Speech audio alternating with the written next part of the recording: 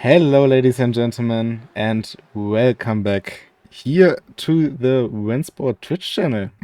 Of course, today with the RENNSPORT community event here from Hockenheim, we will be driving GT3s with some M2s on the road, and it looks like a very interesting race with the drivers here. I feel a bit fuller grid than other times, so I think we can expect some interesting races, some promises that were made yesterday on this race by some drivers.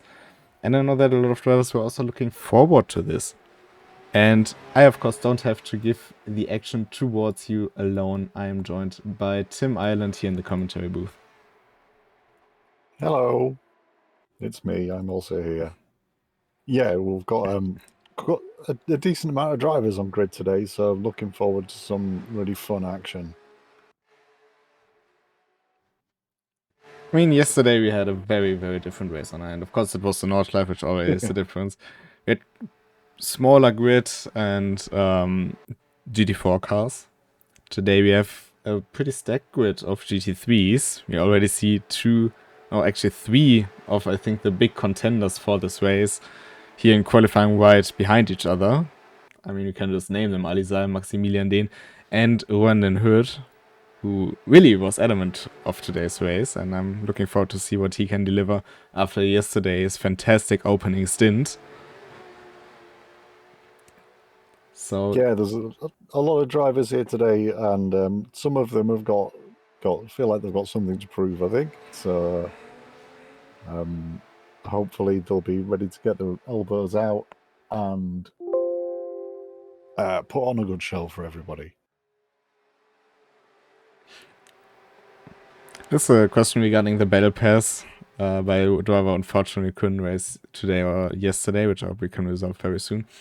Regarding the battle pass, there's actually no set time frame yet. It will of course be communicated as soon as it needs to be, but for now it runs for the period of time during early access, to my knowledge, but this will be cleared up in time for you to be able to max it out before it will be switched out to another one. So there's still plenty of time to complete that. And we're also looking forward to open more on the communication side on those kind of things in the next few weeks. But today the main focus should be on the track. And we are watching 3 Porsches making their way towards the start-finish line to set the first timed lap. A lot of Porsches on track today at the pointy end of the field as well, so it seems to be one of the favourites amongst the faster drivers we have as regulars. Yeah, I mean, no Audis on the other hand, and no Astons. It's a bit weird to see. But I think with Enrico Bräuninger, we definitely have a very good BMW to watch. And of course, yeah, sure. a BMW is at least guaranteed a class victory. Can see it like that. But the first lap times, then Maximilian Dehn with the monstrous 1:37.0. And then pretty tight behind Alizar, 1.2 seconds off. Enrico Bräuninger only 36 thousandths behind that. Kimi Hapler only 10th behind that. And we are still waiting for a lot of drivers to put in their first lap times. Yeah, Maximilian Dehn definitely throwing the gauntlet down there with a 1:37 dead. That's it's a pretty impressive time.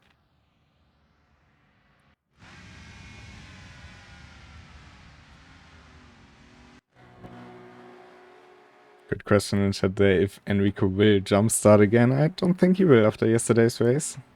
It could have well been his to win. But at least he did start, unlike some people. Though some people brought it up in the first place, maybe. But yeah, looking forward to seeing Joachim in the car very soon again.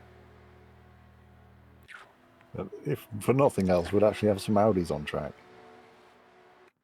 Actually, yeah, that's also a fun. Ronan Hood improves to a 37 or 38.0, but puts it in P2 on the grid for now. Yeah, he's currently leading the not Maximilian Dean section of the race.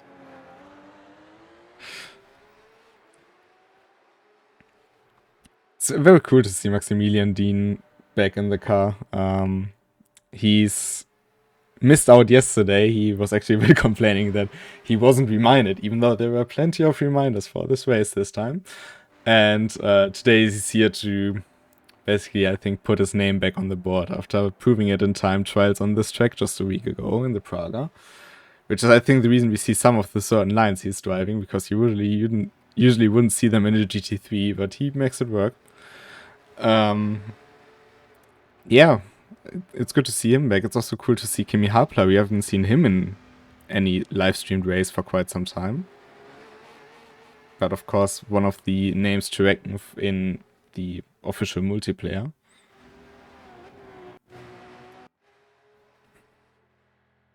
And we actually have lots of different colors as well on the grid, especially on the Porsches. Yeah, we've got a good variety of liveries going on there. We've got some of the free ones, some of the EWC one like you've got on screen. There's some of the ones from the Battle Pass as well. Ali Zahir, I think, is using the one of the Battle Pass liveries. Spun in the last turn. Immediately mention him and he spins.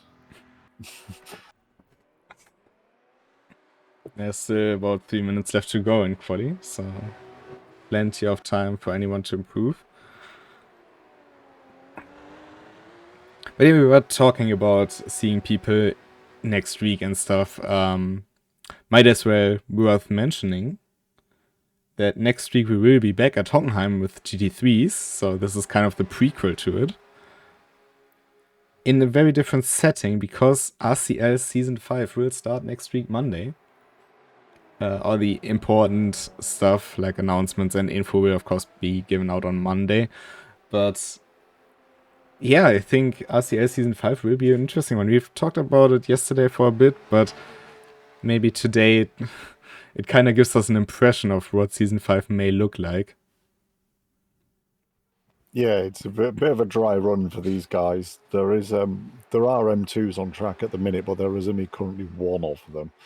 So it is pretty much a GT3 field with one rolling chicane. Don't underestimate that. That will become very interesting. And of course, it's a bit longer. It's a 60-minute race compared to 45-minute race. So in that sense, it is a bit different, but not too much. Dominic Ladler on a good lap here. Rowan de Herd really closing the gap down to half a second now. Dominic Ladler. Just put it in between Dean and Rowan de Herd. Yeah.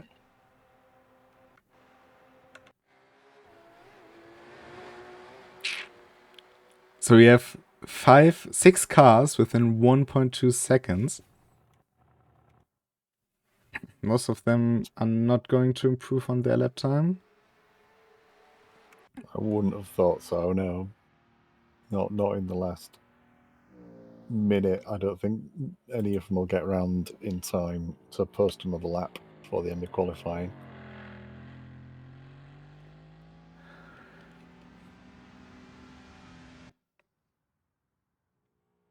Slightly embarrassing for one of the GT3 drivers is currently slower than the M2. Well, it doesn't seem like a very representative lap. I think there was a certain pit stop in between. But I think this is the good we will start out with. And we have Maximilian Dehn alongside Dominic Ladler. Long time since we have seen that. And then Rowan de Herd alongside Kimi Hapler. And those two know each other very well at this point. Ali Zaya in 5th. Not something I would have said at the start of the session, but definitely an interesting position alongside Enrico Breuninger. And we know that those two usually make it up during the race. So yeah. I think we have a very interesting start. And in 7th, I mean, we've only talked about the top 6 basically, but in 7th we have Piotr Saibe, one of the most consistent drivers I've ever seen. I mean, we are talking about Dominic Ladler and Joachim Thunder being consistent, but Piotr Saibe, if you think back to Monza, if you think towards some Nordschleife races. Well, while not at the front, it was brutally consistent, and he made his way into podium positions with that. So I wouldn't count him out of anything. Now that I've completely jinxed his race, I'm sorry for that, Piotr, but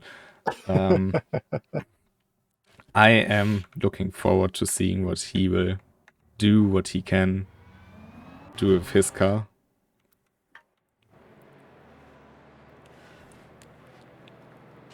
And we can hear a few thousand horsepower on their way to the start-finish line.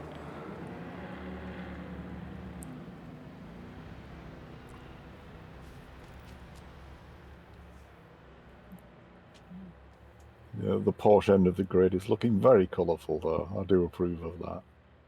And the BMW make it more colorful, actually, even though there are two of them. Yeah. But I've rambled about how beautiful I think the livery looks and how biased I am, maybe, in that case, but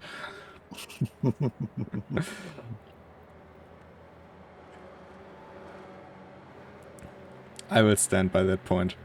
And it will be Maximilian Dehn leading the field towards turn 1. Bit of a gap as well between the cars. And we go racing here at Hockenheim, and that's Rondenhood immediately up into P2. Oh, and Kimi Hapler contact with Alizaya on the quarter panel.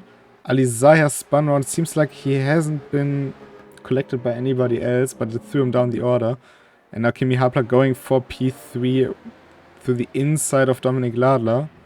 But I think Dominic Ladler has this one in his hand.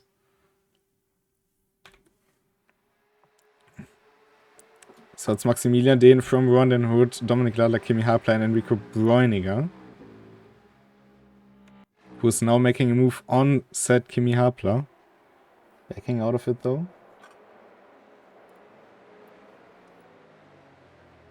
Unfortunately, Alizar here picked up a drive-through for speeding during the start procedure as well, so it's bad to worst for him, I'm afraid, at the start of this race. Not a dream start, but sure a lot that can happen. And Rondenhood is chasing down Maximilian Dehn. Using all the track and more there coming out of that corner. Couldn't do that a few times, but you shouldn't do it too much, because it will get you in problems. He said that Hockenheim was one of his favorite tracks, and he's showing it right now. I mean, Maximilian Dehn, after all, I think we only know of one person in the multiplayer you can encounter who's really faster. And that's a certain Nico Nüninghoff. And Rondenhood is chasing down the German. Yeah, it's a long race though. The race is currently showing on my screen with 57 minutes remaining, which I was not expecting. But yeah, Because you didn't listen. Yeah, maybe. Hello, Remco. Nice to see you as well. Who's actually in voice chat with 3 of our drivers, one of them being Maximilian Dehn. So probably Remco and I are being drunk as well. Just on a side note. Where was I going? I was going there with somewhere with that. Yeah, it's a long race. So it's Rowan Dodd obviously has fairly decent pace right now, but I'm wondering if he's maybe mashing his tires a little too hard at the beginning. Well, I suppose we'll find out later on. And for the moment, it sure does seem to work for him.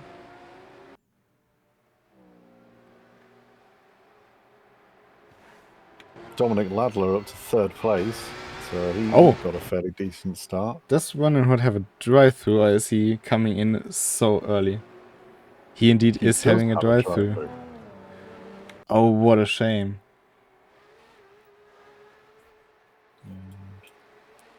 Rondenhood, speeding during the start procedure. You can see in the background. I missed that one.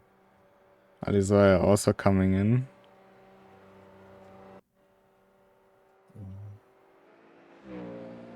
he's maybe coming in to fix some damage after that first turn contact. That puts him at about 20-second disadvantage, but long way to go. We still have pit stops.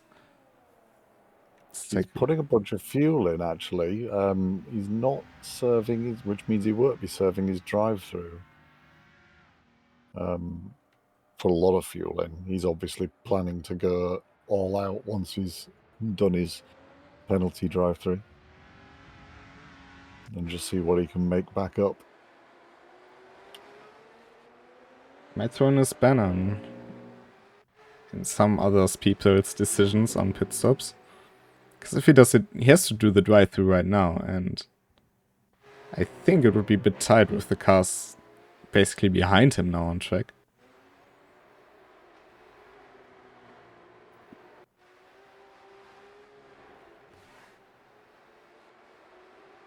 Run the herd, obviously trying to get back on track, is immediately scything past Piotr's rival there, not wasting any time. He is on the same lap as these guys, but they don't have to give way to him. Bit of It a all loose depends moment. whether they want to fight with him or not. Yeah, I think Piotr will be the easiest overtake he has in front of him, because Piotr knows for sure. which fights to fight for. And Dominic Lada, for instance, he also knows that. But he is currently in P2. It's a long way to get there first, and by that point he might be in a way better position tire-wise, that the pace difference isn't big. And I think most people know getting past Dominic Ladler is not something you just say without anything around it. Because you don't. If he wants to stop you, if he wants to keep you behind, he is more than capable of doing that. Kimi Hapler running very wide through the hairpin. Ali Zahir coming and serving his drive-through penalty now. He should have plenty of clean air in front of him after this. He's got a lot of hot stinting to do for the rest of the race. Taking a look where he comes out on track, he's at least in clean air.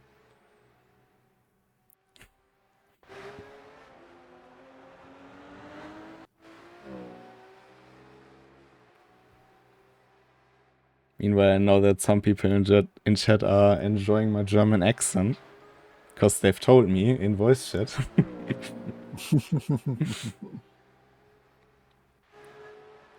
And by like, I mean laughing their asses off.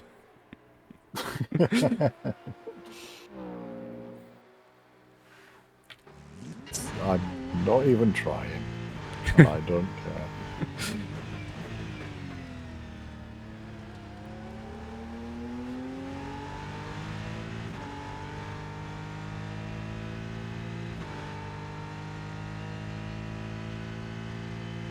Currently trying to figure out Kimi Hapler and Browning if they're closing in on Dominic Ladler. Don't think they do. It's a bit hard to compare with Kimi Hapler's last lap, of course, because of that excursion he did through the hairpin. I think our mobile M2 chicane has decided to call it a day, him being the only M2 on track. So this might just be a GT3 shootout for the rest of the race. Certainly does look like it. Doesn't make it any less interesting, though.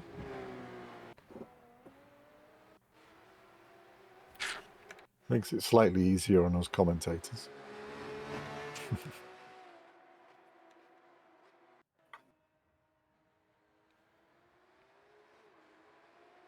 Makes it easier to follow the action. Rowan de Herd back in 5th place there. He's still lapping a little bit slower, but almost on pace with Maximilian Dean right now. So he's rapidly closing up the gap to Enrico Bräuninger. Who is coming into the pits? I think he's trying to undercut Kimi Hapler there. Which makes sense, he was struck behind Kimi Hapler.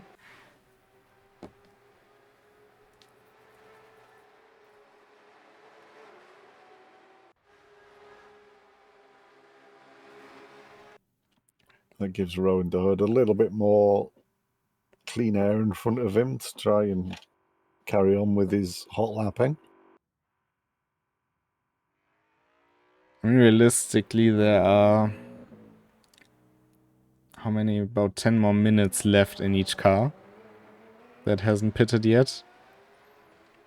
He has to close in 10 seconds. I don't think that's realistic, but he can get into a very good position compared to Enrico Breuninger and Kimi Hapler.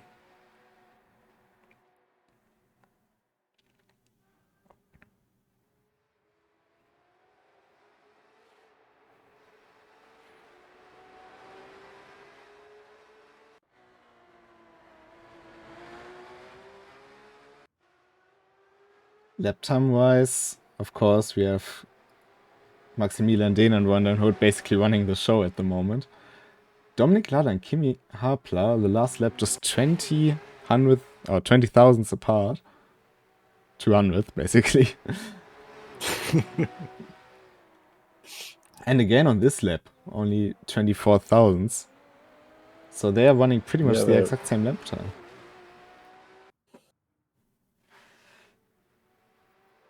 Unfortunately for us, still 2 seconds apart. But yeah, their lap times are very, very consistent and similar.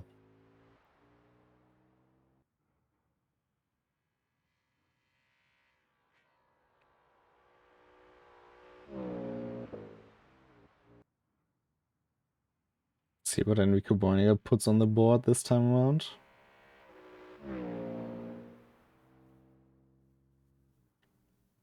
Of course, this one not a useful lap for us because it was his out lap, but 208 minus the pit stop is still in the 38 region.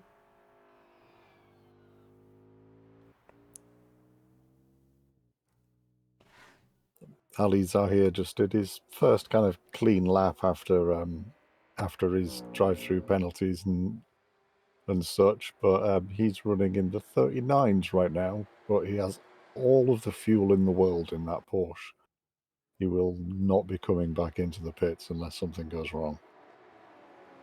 And we don't know what the extent of his damage is because he didn't repair damage, as far as I'm concerned. No, I didn't see him repair any damage, but he doesn't seem, at least visually, to have any problems. His steering seems pretty much normal, so I don't think he's got much in the way of suspension damage.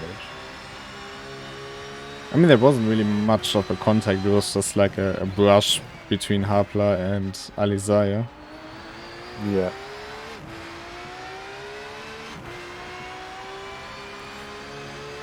I wonder what was said in that voice chat, because they were together in one. I don't expect much because they're both very chilled out people and usually very calm. Enrico Breuninger coming around to finish his first flying lap after the pit stop. And he also does a 39.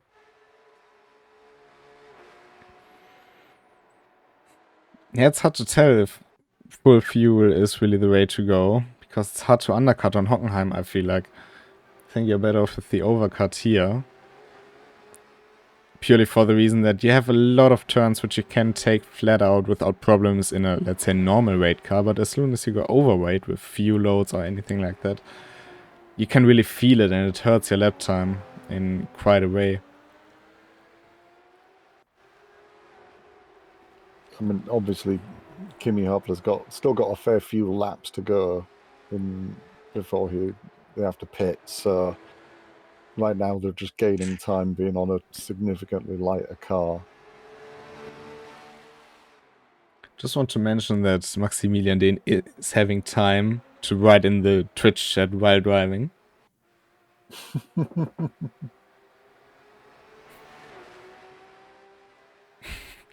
And he's asking for a penalty.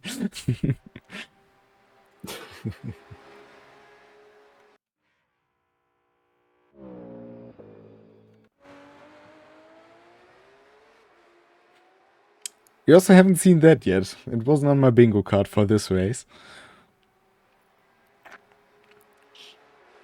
What, somebody asking for a penalty?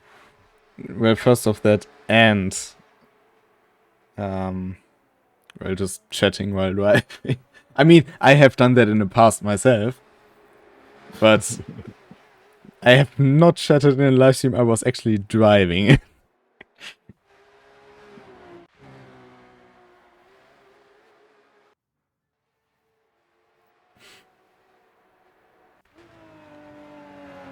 Well, some stories write themselves.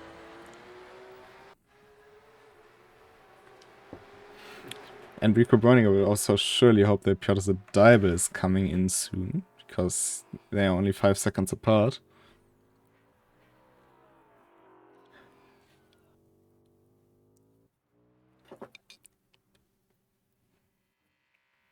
To Dominic Ladler, Kimi Hapler. I think Kimi blinked first and has now done a massive 0.2 seconds slower. Oh, but now he's gone faster, just to put it back. Kimi Hapler breaking into the 37s in his last lap. Currently, you could show the last, I think, 8 laps of this race between Hapler and Ladler, and you won't see a difference in any form, no matter where you skip to.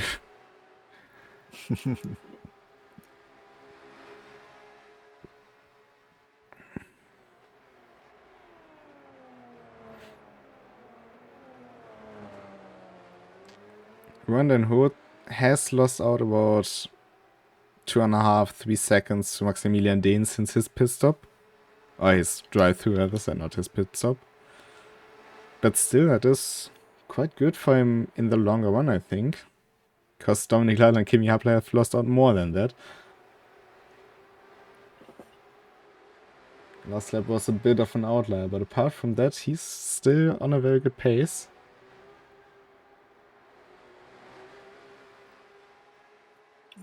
Enrico Breuninger and Ali Zahir are back in the 38s now. They've obviously got a bit more used to the weight of their car with all the fuel on board.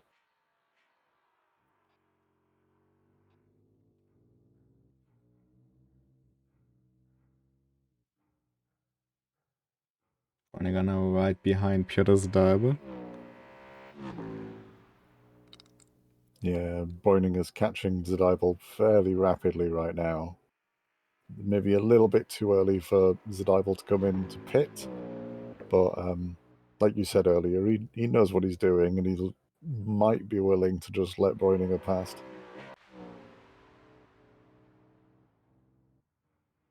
They are the only BMWs in this race after all, so. And matching as well.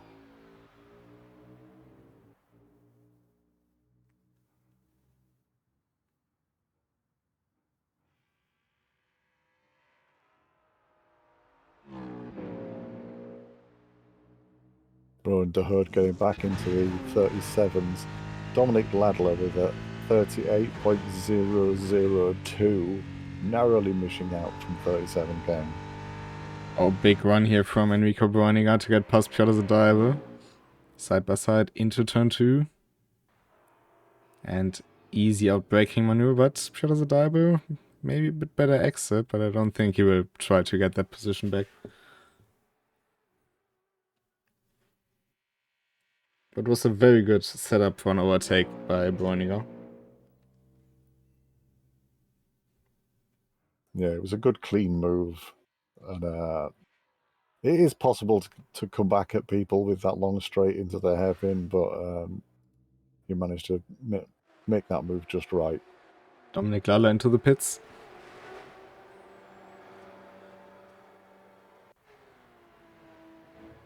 Oh, and so is Rondon Hood.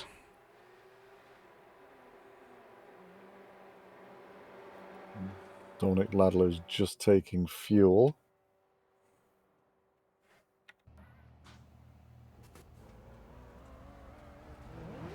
So is Rowan de Herd.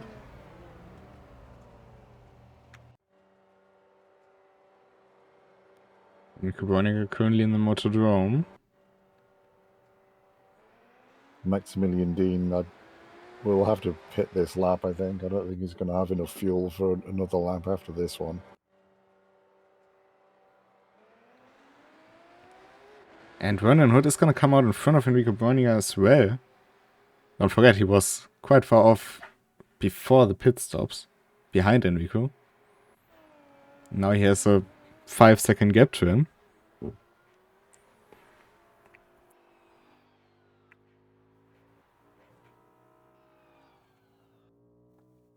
So either does it mean for Kimi Hapler that he is now in trouble, or does it mean that he has cleared Enrico Bräuninger because of his pace deficit on the earlier stop? Race leader Maximilian Dean just coming into the pits now.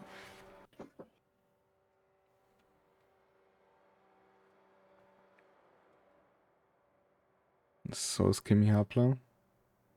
He's just refueling. It's a very neat stop as well, right in the middle of the box. So no time gained for him. And Kimi Hapler has also picked up some damage if you look at the front right. And Yeah, he's repairing it. He's doing the repairs. So that's going to probably put him behind Enrico Bräuninger now.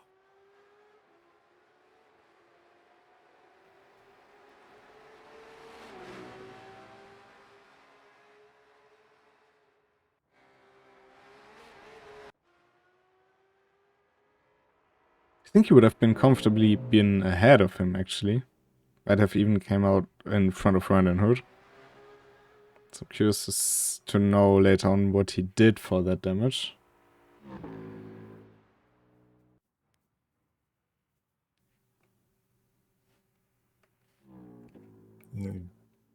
Kimi Hapler now coming out behind Piotr Zadival. And he will actually be close on exit with Alizar. Yeah, very close. Zahir will be coming around T1 very quickly, so that gap will close up pretty quick, I think.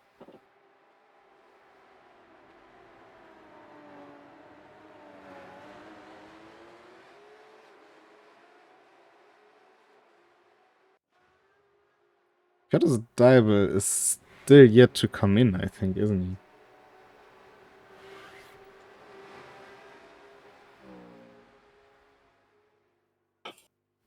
Yeah, he's got about a lap's worth of fuel left, so I'd expect him to come in this lap for sure.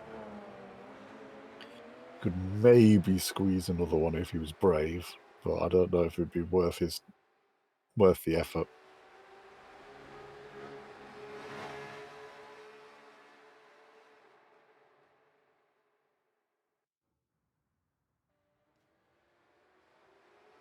There is an interesting spread of fuel loads in the top three. I'm curious to see which one of those has got their maths right. I mean, thinking back about a week, I'm curious as well, yes.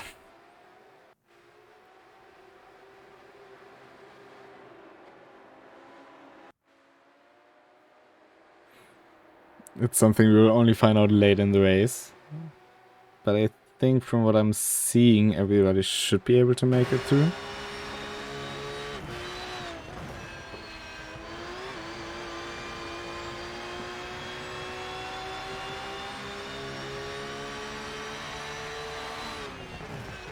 Dominic Ladler and Rowan de Hood getting straight back into the 38s, so they're not messing around. Enrico Bräuninger had a bit of an off lap last lap with a 39, so there's a bit of a gap between him and Rowan de Hood. He's out ahead of Kimi Hapler after the repairs. Piotr Zadival in the pits, just taking it easy, taking some fuel on board, changing his tyres, having a little coffee, maybe a sandwich, and he's back out on track. Sounds like the average sprint car pit stop, if you ask me.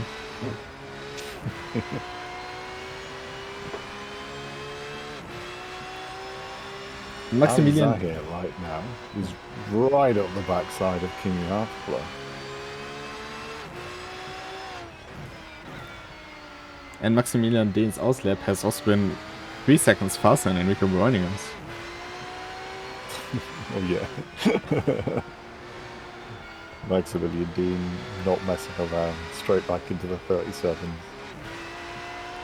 I wonder, because we've seen the same pace on both Ali Zaya and Enrico Breuninger, if it really just came down to the car not behaving well under that full fuel load at Hockenheim. You have seen it very differently on other tracks. I think on Orchard, for example, the undercut is a very, very powerful move. But on Hockenheim, doesn't seem to be like it. The full fuel load on one of those GT3 cars is 120 litres, whereas most of the people pitting later on in the race have gone up to about 80 litres. So there's a 40 litre difference between a full tank and what these guys are doing on outlaps. And it does seem to have a bit of a negative pace effect. It's one of those things that people pick up as sim races go on. You don't know until you try. And it's whether or not you choose to try that strategy again, I think, is the telling factor. It's definitely something we haven't seen a lot about in the other races yet, because of course RCL is 45 minutes, a very different setting. You might think, okay, it's only 15 minutes. But if you think about in percentages how much you need to take the stop into account, that changes quite a lot. And maybe there's some kind of pace cliff in terms of fuel load that we haven't discovered before. Yeah, it's definitely something that will come more into play with the more endurance events. I mean, kind of longer endurance events when you're doing full splits and taking on full tanks of fuel, which is not something we've really done much of yet. So it's not something people have a lot of experience with. And in those cases, we rarely see much difference. Of course, you're gonna take full-on fuel if you need to and stuff. I think where we've seen it the most is the RNL, but in RNL you can kind of set in stone how much you refuel, because one lap is 8 minutes. You have to go full fuel to make it your distance, or you have to just take on half fuel, and you can't really do more or less. It's more diligent on a road course like this. And this might be actually very interesting. It's not something that is unheard of in all of motorsport. It is more car dependent than on other bases. But there has to be somewhere like a point where you really start to feel the extra weight. It's like with the BOP, you don't really feel 5 to 8 kilograms, but as soon as you hit 10 or 15, yeah, that hurts. Yeah, and 40 litres extra fuel is going to be somewhere around 40 kilograms, so it's a lot of extra weight to be carrying around in a car. Most of these cars, the fuel tank is fairly central. Ali Zahir just sneaking past Kimi Harpler there. Kimi going a little bit wide. Chance seen, chance taken. But yeah, the fuel is a big weight in a car, so they try to keep that as central and as low as possible so that changes in fuel load affect the handling of the car as little as they can make it mechanically. But it obviously makes some differences that sometimes you can't go around whacking that much extra weight into a car and it not make a difference. And it affects the car differently, of course. I mean, depending on which car you drive, the Porsche has the fuel tank, I think, further up front. Of course, you have the input nozzle on the front end of the car, but also the fuel tank should be sitting about there. The front engine cars like the BMW, the MG and stuff, of course, have it in the back. I mean, obviously, but that really changes how the fuel acts on the weight balance of the car. And some cars profit from it. I remember back in my driving days, if you want to say so. Sounds like it was actually quite long ago. I really should go back to my active driving. But I was actually faster in the Audi with heavier fuel load, because it calmed down the car a bit. Because the weight acted on the rear axle more than on the front. And it made the car more stable overall for my driving style. which is a bit more oversteer. So The that one really real helped. world Porsche drivers, they definitely prefer having a bit of fuel in the tank because it is fairly near the front to balance it out from the engine being way at the back. I know they prefer to have 20 or so litres in just to keep things a bit more stable. And that's exactly the thing. When in Hood coming up to Piotr Zadaiba to put a lap on that BMW. But that's something you need to keep in mind when choosing your strategy as well for the race. Sometimes you want to refuel a bit earlier than you have to just to not get into that uncomfortable zone.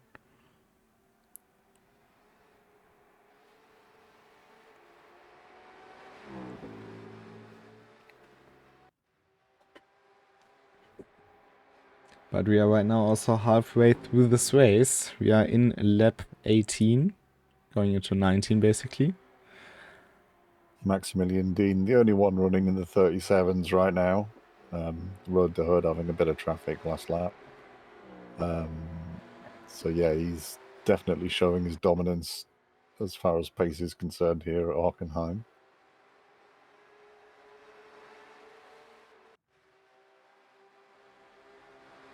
It's actually quite a cool livery he picked. We haven't seen that in quite a while. I mean, we've seen it on Jason's BMW M4. And apart from that, not much. It's the 23 Summit livery, isn't it? Yeah, it is very much. Or was it 24? Must have been 24, I think.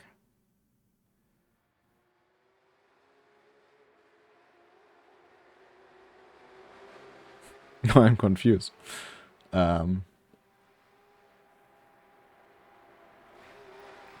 Actually, let me double check that.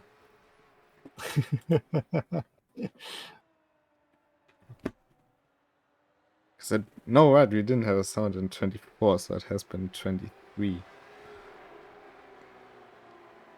Now I get why Lucas is always feeling old.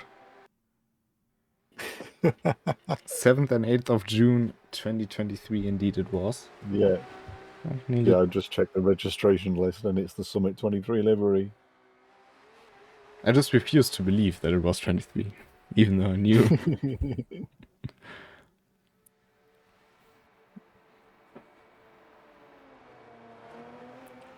Maximilian Dean still typing in chat. Indeed he is. I mean, it's just, you know, asserting dominance on a certain level.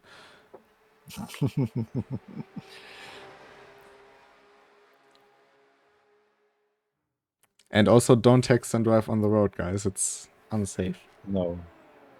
It's illegal in the UK. I mean, all the Hockenheims in the UK. It is illegal in Germany as well. But let's just say, see, I can see in the rear view mirror, if you are looking at your, like, big TV screen in your Tesla, I can see that in my mirror.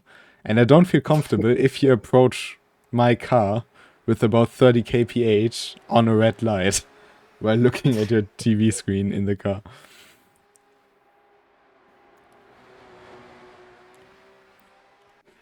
Even worse if you're watching Days of Thunder on that screen. And then I may forgive you, but...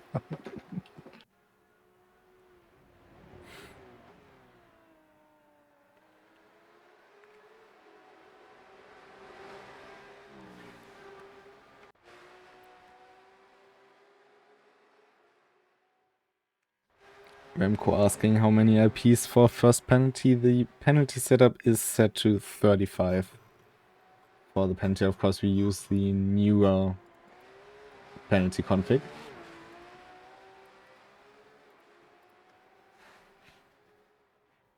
I don't think we will see anybody hitting that incident limit here today.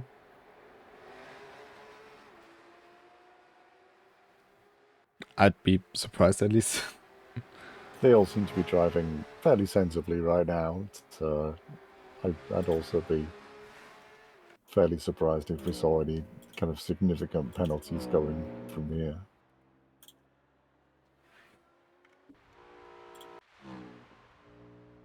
we've seen, I think, one contact throughout the race, which was in turn 1, and it wasn't a major one.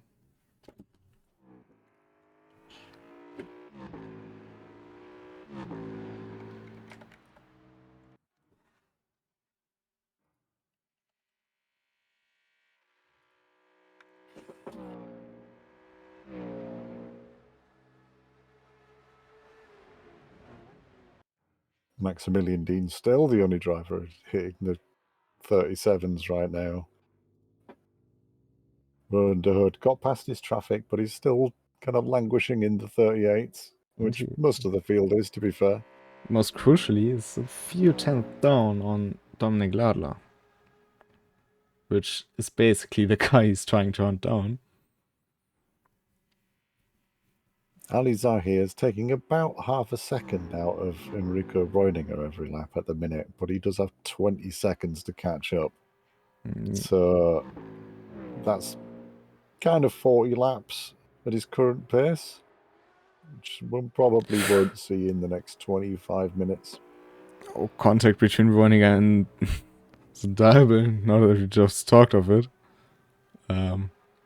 Yeah, maybe just a bit of a late break for Bräuninger, who's trying to get past the dive. Of course, he has blue flags, but even with the blue flag, you don't have to give way like instantly, just at the next best opportunity. Which would have been maybe here, but yeah, maybe a little earlier braking would have been a good move there. Just let Bräuninger through. But letting cars past when you have blue flags is another one of those kind of skills that you need to hone, and it takes some time to learn how to do it best without compromising your own and your opponent's lap. I think it's also something that's very misunderstood by many. Yes. Of course. Especially those coming from a Formula One kind of background. Exactly. Because blue flags work very differently in different kinds of motorsports, especially GT3s. I mean, you don't really have the same blue flag rules for every GT3 series in itself.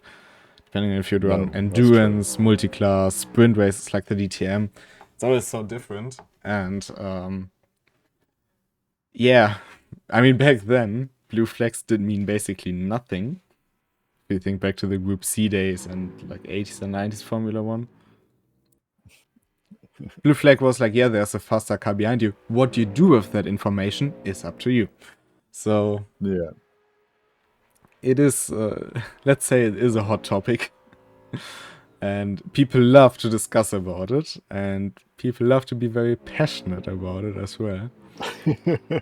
Which can be quite entertaining. It is an often discussed topic on sim racing discords and Reddits the world over. And yeah, the fact that there are no universal rules for blue flags doesn't help. It does not help at all. Some support for FDRT as well in chat. I mean, it's not looking bad for them. Fortunately, we don't know what would have happened if Dennis Kurzer was able to join. We know that he's a very capable driver. But currently 3rd and 4th for the FDRT outfit. Rowan de Hood lighting up the rears coming out of the hairpin there.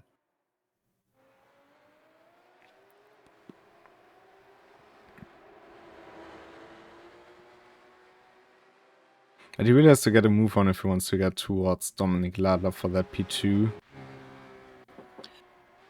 Yeah, he is closing the gap slowly, but it's a bigger gap than he's closing right now. So yeah, mathematically speaking, he needs to start pushing into the 37s.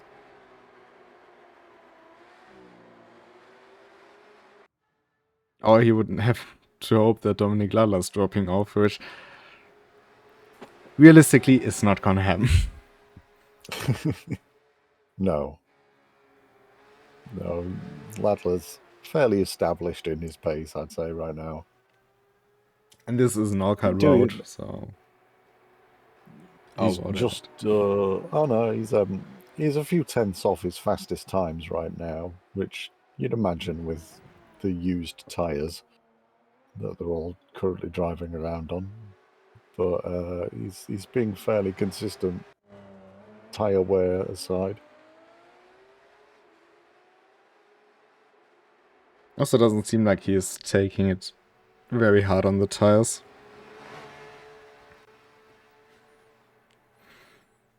Hood's last lap was 9/10 slower than Dominic Ladler as well. Yeah, I think most of it came down to the situation we were talking about. Him just being a bit too eager on the throttle in one situation.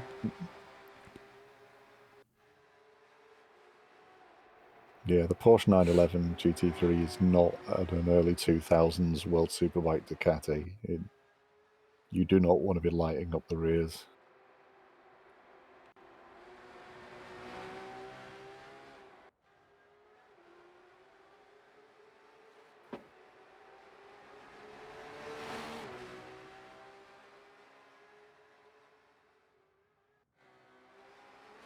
Let's say he's having a much better race than he did yesterday in pretty much any point, and he's definitely proving capability this time. And that's what we were hoping yesterday. This lap through, he's gone 7/10 faster than Dominic Ladler, so he's definitely got his right foot under control. But yeah, he's having a lot better race than yesterday for sure.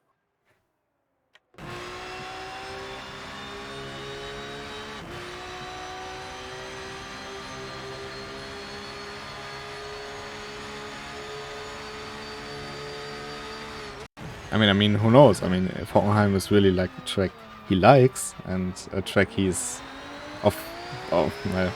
quite obviously very familiar with. If we see him back next week, maybe he's more of a threat for the race win as well. Yeah, which would be an amazing start to an RCL campaign. Track you like, obviously got the pace on, so you could push for it. See, so maybe someone can finally dethrone Dominic Ladler. I've said it many times before. Didn't happen yet. Maybe this time. It's not happened yet. But we shall see. I mean, Dominic Ladler has in RCL races always been so crushingly consistent, almost scary. The season format is really something that fits him better than those single-off events like RCE, I'd say. Yeah, I agree. And it's not just his consistency on track, but his consistency week in, week out. Just turning up to every race and putting the laps in as much as anything else. He's obviously fairly quick. He is second right now. Can't take that away from him. But his kind of commitment to turning up every round and then pocketing a decent result is definitely a big contributing factor to why he is 4 times champion. As they always say, 5th time's the charm. No, but exactly as you say. I mean, we've seen seasons where we thought, okay, this is gonna be it. If you think back to season 3, Dennis Heinz was on a rampage for the first 3 races and just for like Dominic to take it in the end. It says a lot about him. Yeah. And I mean, we've seen people beat him in various different cars, but it's just nothing that could come up to him in the long run of a season. I mean, maybe things would be different if Maximilian Dehn decided to show up for an RCL season throughout, seeing how he won the first RFL season. Yeah, he obviously has some fantastic pace around the Nordschleife. Doesn't seem to be too bad around Hockenheim either. but you never know. Maybe he's really terrible at Spa. I mean, we've seen Nico Nüninghoff losing his car through poo on its bar, and in the end giving the win to Remco Major. So I've never heard that story. you never have? Wasn't it even No, RWL? it wasn't RWL, yeah, but I've never heard mention of it since. I mean, Remco mentioned it like every second time we talked about Nico Nüninghoff. It's almost like as if you say Max Verstappen and he's then telling you his life story about cutting him off in a race and now being in a relationship with a person now because of that.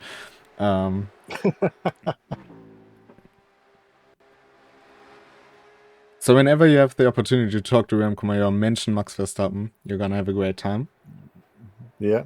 In which you don't have to do much. After that, maybe mention Nico Nüninghoff as well. Just bring him up casually in conversation. I think those are your key points.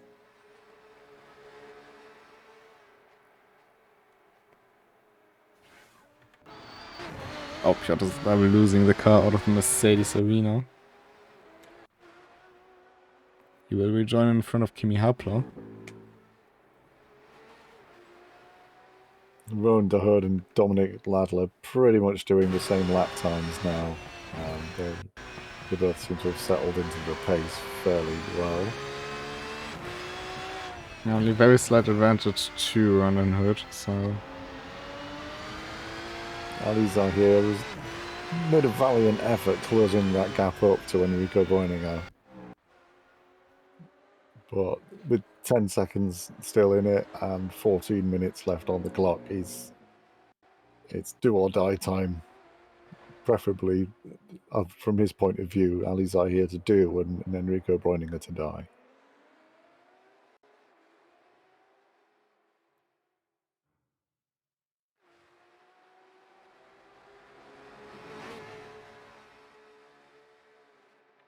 Thinking about how this race started, the top 3 is unchanged. And even after all the chaos we went through with the drive-thrus, Enrico Boininger up to 4th. And Aliza and Kimi Hapler lost 2 positions. So Aliza stayed basically only Boininger and Hapler switched positions, if you think about it that way. Yeah, true. I mean, we were saying during qualifying about Dominic Ladler being a bit further down the grid, but he always does seem to creep his way back up during the race. He seems to have mastered staying out of the problems and just slowly working his way forward.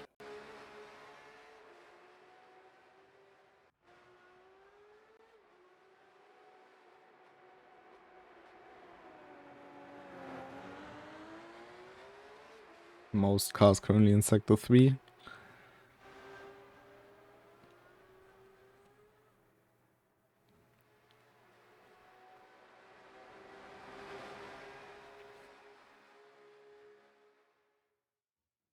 Maximilian Dean got about a sector to go before he's going to be catching up with Piotr Zadeibel to try and put another lap on him. So I don't suppose he'll be seeing too much more action for the next 12 minutes. I think the most interesting will be Ronan Hood and Dominic Ladler, because sometimes Ronan Hood is taking a good chunk out of the lead, but overall not changing too much. You know, there's a good question in chat regarding what races we do commentate on. And basically the formula is every Friday 8 p.m. there's a broadcast race, either a RENNSPORT Nordschleife League or a RENNSPORT Community League race. You can find info about it in the Discord, or if you can't find it in the Discord, you can just ask one of us moderators and we will gladly help you out, or within the community. There are lots of people in the community nowadays that will gladly help you out on that. And of course, every second Sunday we will have a race like this called a RENNSPORT community event, which is always like a special combo. Like today we are driving GT3s and supposedly M2s around Hockenheim. And in 2 weeks, I mean, it will be announced, of course, in the next week or the week after. We will actually be going Mission R. Ooh. Mission R at Jeddah. So, yeah, that one will be interesting. And I'm seeing another name in chat who we haven't seen on the track for quite some time, which I want to see back. Corey Shavi. I remember that name. I think it was some Monza races quite some time ago. It rings a bell.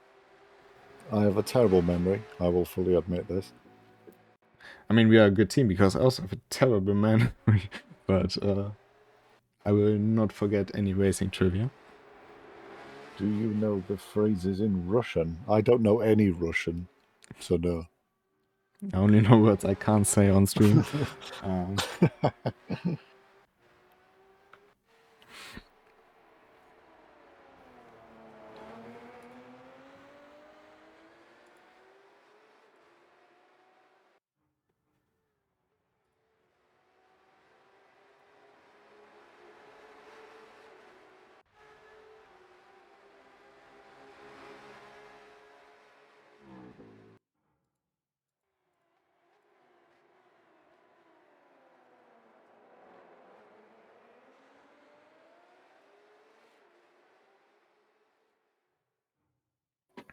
10 minutes left to go in this race. We're looking at about 7 laps. 6 laps, perhaps.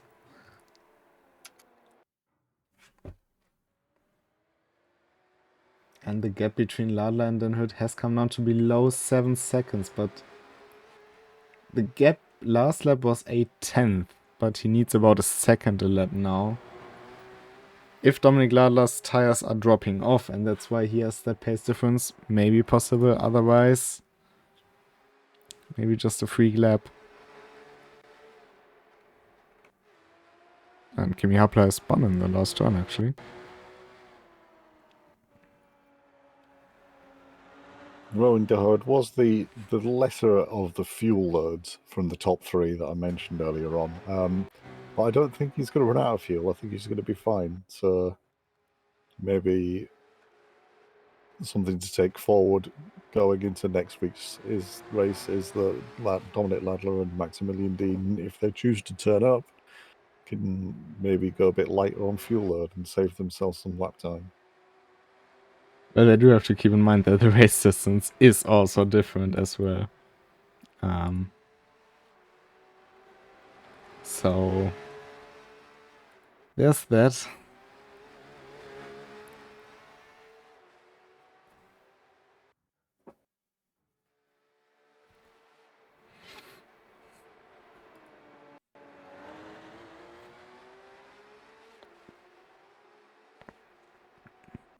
Last lap round, Dominic Ladler was slightly faster than Rowan DeHood, stretching the gap out again. Maximilian Dean finally out of the 37s, putting in an almost mortal 38.2.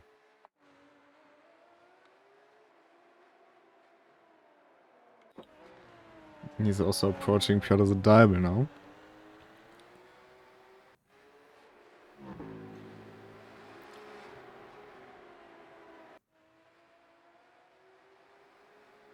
I mean, if he wanted to, he has squeezed out another pit stop. I mean, not quite. 30 seconds if you change tires. That's not quite enough. Pushing it. Yeah, would be really pushing it.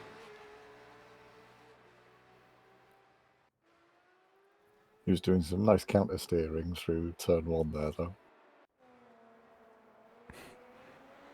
I mean, you will rarely see Maximilian Dean not on the edge of the car. Even though he himself might say, yeah, I'm chilling here, but yeah.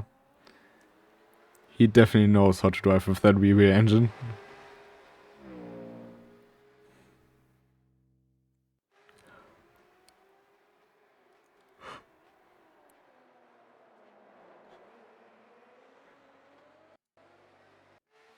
Dominic Ladler and Rowan DeHood putting in virtually identical lap times this time around. Oh, big drift Ladler from... getting showboating for the crowd through turns 2 and 3. And that, of course, lets Zondernote come in big time. Will be about a second he lost there. Yeah, that was a big accelerating zone. So any time you lose there, it kind of gets magnified all the way down that straight.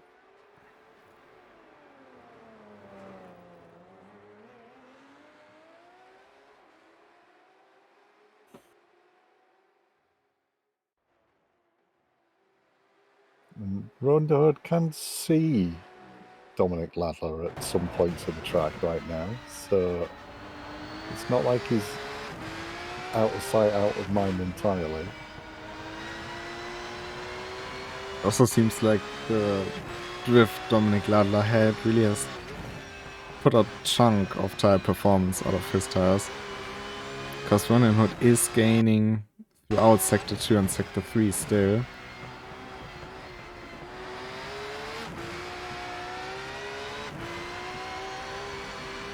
Still 5 minutes of the race left, so it still needs to be catching over a second a lap to close the gap up. And that's not even considering the getting past the roadblock that is Dominic Ladler.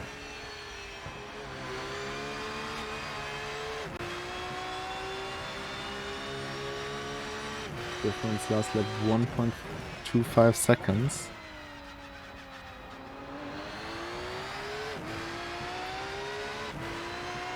He kept it nice and neat this time through, turns 2 and 3, keeping that big Porsche fat ass under control. But still Ronenhood is carrying more speed down the parabolic, huh? You see that delta shrinking. Unfortunately, Kimi Harpler has called it a day with 5 minutes to go. I think he got a bit of damage.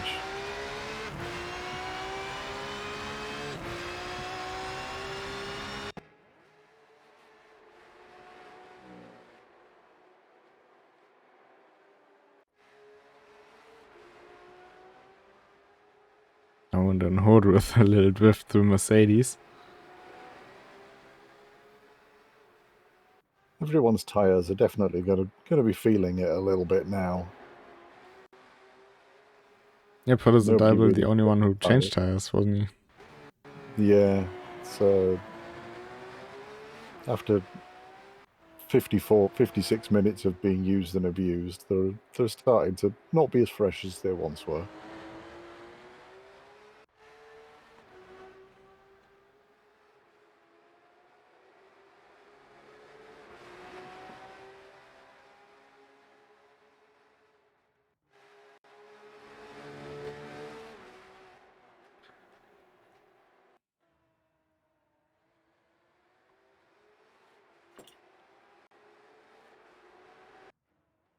Last lap round, ruined the hood, made a few tenths up on Dominic Ladler, but nothing substantial.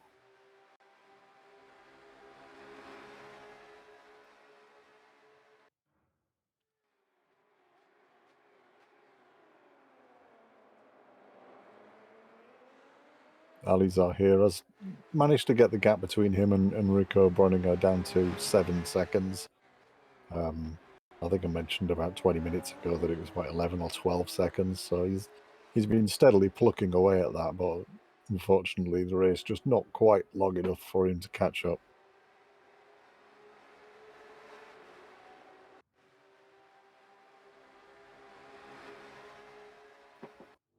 If my math is correct, Maximilian Dehn will have 2 more laps.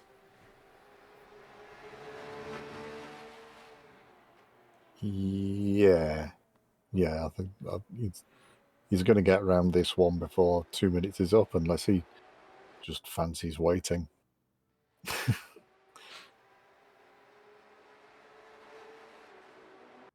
He's playing around with the lights, trying to find high beams, which are very bright.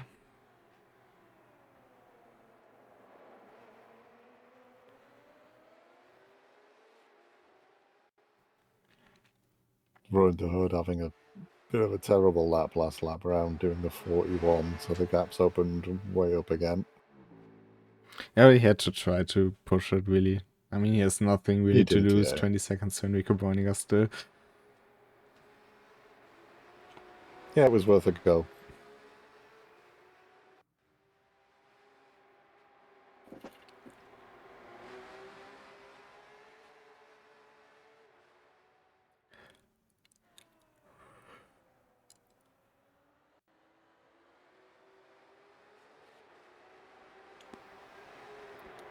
And now Maximilian Dehn into his final lap.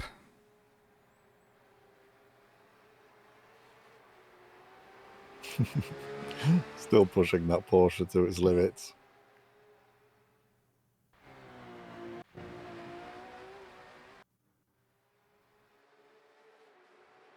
Oh, and there was actually a technical issue with Kimi Hapler regarding the brakes.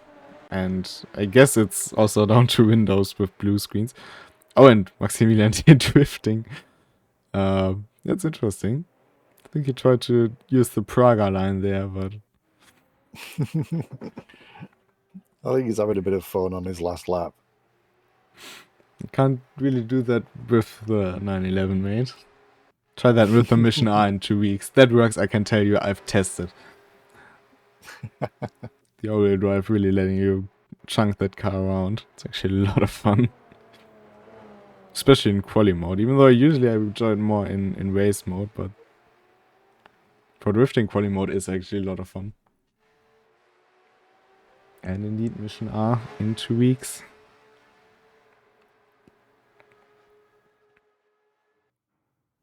Oh, and Rondon Hood has gone to the pits and came out behind Enrico Borneo. What exactly happened there? Did he maybe get a drive-through for reaching incident limits?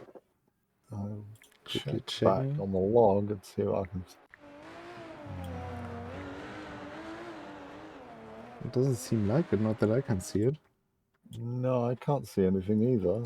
For any reason why you'd need to go into the pits. I mean, he's not refueled. Nope. Oh, Maximilian Dehn. He doesn't have too much time to Dominik Ladler.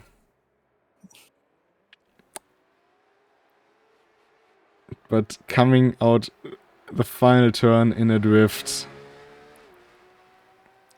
Maximilian Dehn is gonna take the victory here in Hockenheim, followed by Dominik Ladler, who's also showing off a bit. These Porsche boys, and they're showing off.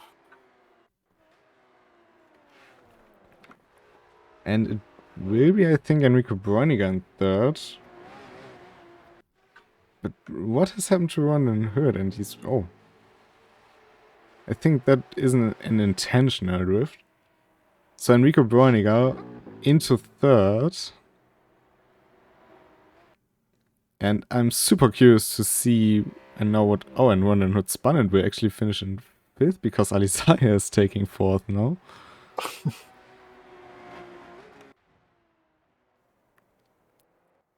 I have questions. I will put it this way. Because I will finish in sixth.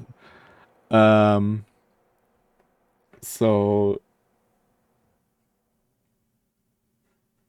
Yeah. I'm just checking back through the replay to see if I can figure out if he had any damage or any reason to come off and go into the pits. He said he had 1 liter too little. Which of course reminds me, gives me flashbacks of Road Atlanta.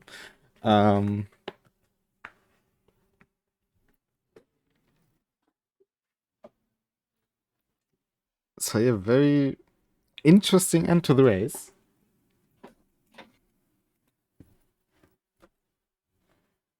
Oh, and the damage we've seen on Kimi Hapler's car during the pit stop was actually down to the pit entry. Ah.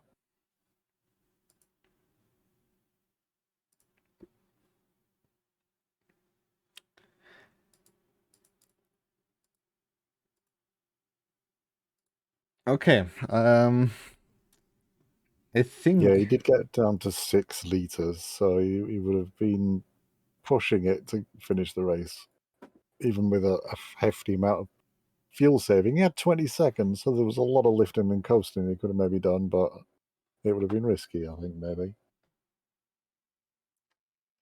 I mean, who knows?